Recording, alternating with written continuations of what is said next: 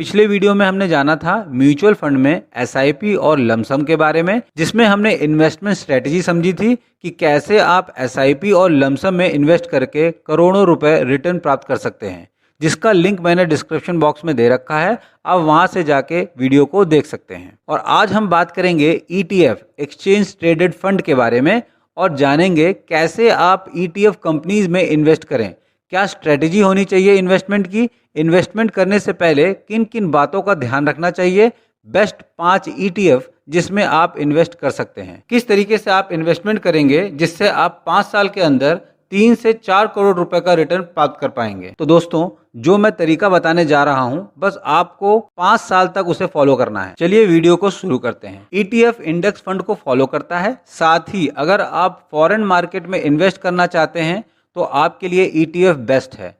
Basically ETF आपको एक platform देता है जिसके जरिए आप इंडेक्स फंड में, फॉरेन मार्केट्स में और कमोडिटीज में इन्वेस्ट कर सकते हैं। म्यूचुअल फंड में फंड मैनेजर के लिए एक्सपर्ट की जरूरत होती है, लेकिन ईटीएफ में आप इन्वेस्टमेंट खुद ही करते हैं। जिस तरीके से आप शेयर्स में बाई और सेल करते हैं, लिमिट लगाते हैं, फ्यूचर ऑप्शन खेलते हैं, उसी प्रकार से आप ईटीएफ में भी करते हैं। बस फर्क यह है कि इंडिविजुअल शेयर के कंपैरिजन में ईटीएफ सेफ इन्वेस्टमेंट कहा जा सकता है। ईटीएफ को आप सेफ इन्वेस्टमेंट इसलिए कह सकते हैं क्योंकि ये इंडेक्स फंड को फॉलो करता है। इंडेक्स फंड में टॉप 50 कंपनीज के शेयर आते हैं। अगर कोई कंपनी अच्छा परफॉर्मेंस नहीं कर रही है तो वो इंडेक्स फंड से बाहर हो जाएगी और उसकी जगह पे दूसरी कंपनी टॉप 50 शेयर्स में आ जाएगी।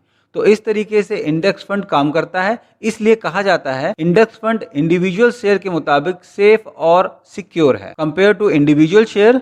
इंडेक्स फंड में लिक्विडिटी हाई होती है। लिक्विडिटी मतलब होता है मार्केट में शेयर को सेल और बाई करना। लिक्विडिटी हाई मतलब आपका शेयर मार्केट में जल्दी बाई और सेल हो जाएगा। म्यूचुअल फंड में एनएवी, जो कि बाजार क्लोज होने के बाद सेटल होते हैं, आप उस पर एसआईपी या लमसम में इन्वेस्ट करते हैं। लेकिन ईटीएफ में ऐसा नहीं होता। आप ईटीएफ कंपनी वाले शेयर्स को तुरंत बाई और सेल कर सकते हैं। अकॉर्डिंगली लिमिट लगा सकते हैं, कॉल और पुट ऑप्शन भी खेल सकते हैं। ETF index fund, commodity, foreign index fund को फॉलो करता है, इसलिए टॉप बेस्ट ईटीएफ कभी जीरो नहीं हो सकते। ईटीएफ लेने से पहले आपको क्या चेक करना चाहिए? High trade value. जो भी कंपनी का आप ईटीएफ खरीद रहे हैं उसका डेली वॉल्यूम चेक करें। डेली वॉल्यूम 1 लाख से ज्यादा होना चाहिए। अगर ईटीएफ हाई वॉल्यूम का नहीं है तो उसकी लिक्विडिटी भी लो होगी। सबसे पहले टॉप 5 ईटीएफ को सिलेक्ट करें। इसमें से कोई भी ईटीएफ 1 से 2% डिप कर रहा हो तो उसे खरीदें और 1 से 2 महीने होल्ड करने के बाद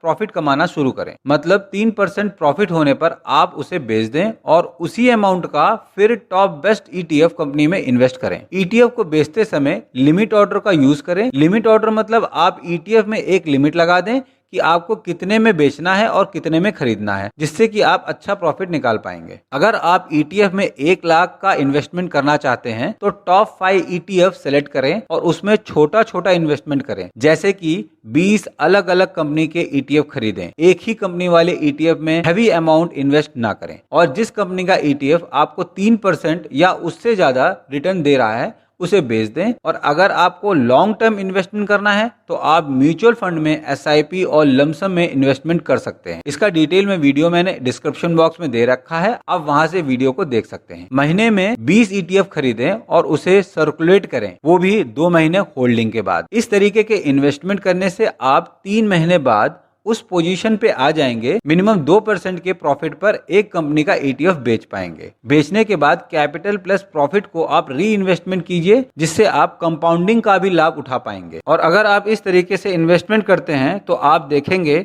5 साल बाद आप 3 से 4 करोड़ रुपए का रिटर्न मात्र 1 लाख इन्वेस्ट करके प्राप्त कर पाएंगे। आप मैक्सिमम 5,000 का ईटीएफ अलग अलग टॉप बेस्ट कंपनी का खरीदें, जिससे रिस्क कम होगा और प्रॉफिट कमाने की संभावना ज्यादा रहेगी। जब मार्केट स्टेबल हो जाए तब ईटीएफ खरीदें, मतलब 2 बजे के बाद, क्योंकि 1 बजे तक मार्केट बहुत ज्यादा फ्लक्चुएट होता है और 2 बजे के बाद मार्केट स्टेबल कंडीशन में आ जाता है, तब आप ईटीएफ को खरीदें। ईटीएफ में अगर आप इन्वेस्टमेंट करना चाहते हैं तो कंपनी टॉप वाली होनी चाहिए। अब बात करते हैं बेस्ट ईटीएफ जिसमें आप इन्वेस्टमेंट कर सकते हैं। अगर ईटीएफ को हम कैटेगरी वाइज डिवाइड करते हैं तो आपको 6 तरीके के ईटीएफ देखने को मिलेंगे। Index ETF, sector ETF, smart beta ETF, global ETF, gold and silver ETF जिसे हम कमोडिटी ईटीएफ भी बोल सकते हैं, और डेप्ट ETF। चलिए इसे एक एक करके समझते हैं और category wise best ETF company को सेलेक्ट करते हैं जिसमें आप निवेश कर सकते हैं। सबसे पहले बात करते हैं इंडेक्स ETF की।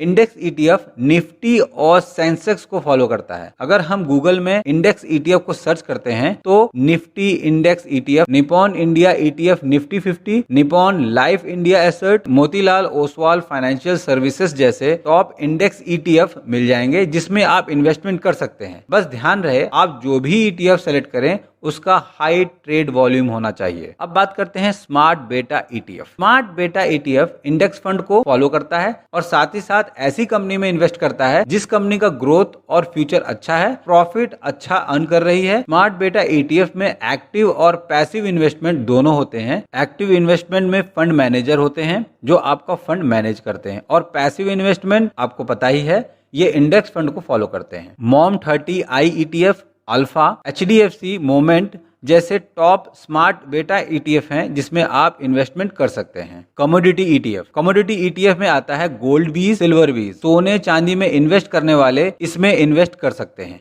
बस ध्यान रहे ETF आपके हाई ट्रेडिंग वॉल्यूम के होने चाहिए। ग्लोबल इंडेक्स ETF, भाई ये मेरा फेवरेट ETF है। मेरी शुरू से इच्छा थी कि मैं फॉरेन मार्केट में इन्वेस्टमेंट करूं। ग्लोबल इंडेक्स ETF आपको प्लेटफॉर्म देता है जहां आप फॉरेन मार्केट में इन्वेस्टमेंट कर सकते हैं। जिस तरीके से इंडियन इंडेक्स फंड में आप इन्वेस्टमेंट करते हैं उसी प्रकार से global index ETF foreign index fund में इन्वेस्ट करता है। इसके बाद आता है डेप्ट ETF। इसमें मैं आपको सजेस्ट नहीं करूंगा कि आप इसमें इन्वेस्टमेंट करें। इससे अच्छा ये होगा कि आप गवर्नमेंट स्कीम्स में इन्वेस्टमेंट करें जैसे कि RBI bond, MIS, senior citizen saving scheme, Sukanya Samriddhi scheme, PPF, NSC, किसान विकास पत्र। इसमें आपको 7.5% से लेकर 8.5% तक का रिटर्न देखने को मिलेगा। और अगर आपको गवर्नमेंट स्कीम्स में इन्वेस्ट करना है तो कमेंट बॉक्स में जरूर लिखें। देखिए, सवारी अपने सामान की खुद जिम्मेदार है। आपका पैसा है, आपको इन्वेस्टमेंट करना है और आपको ही मार्केट स्टडी करनी है। किसी के बहकावे में आके इन्वेस्टमेंट बिल्कुल मत करें। वीडियो खत्म करने से पहले मैं आपको एक इंटरेस्टिंग बात बताना चाहूंगा।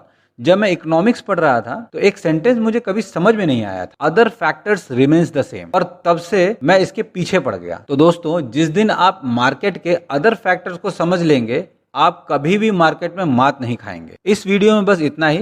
अगर वीडियो आपको अच्छा लगे तो लाइक, शेयर और सब्सक्राइब जरूर करें। Thank you for watching this video. Have a nice day.